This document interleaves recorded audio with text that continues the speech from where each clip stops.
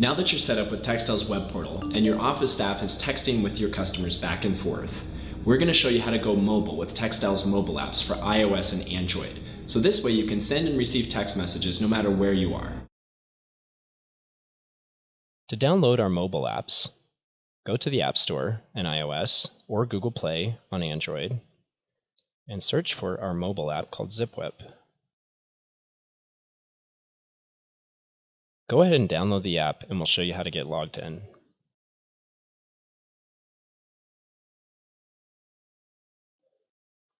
Enter the same username and password that you used to log into the Textel web portal. Once you log in the first time, click to allow push notifications. That way when someone texts you, even if you don't have the app pulled up on your phone, it'll still send you a push notification letting you know you got a text.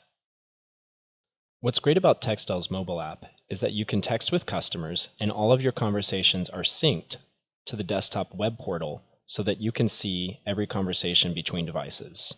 Click on the plus sign to start a new text message.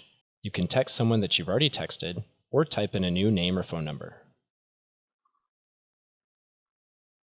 One of the nice features of the mobile app is that you can attach a picture right from your phone and text it to your customer.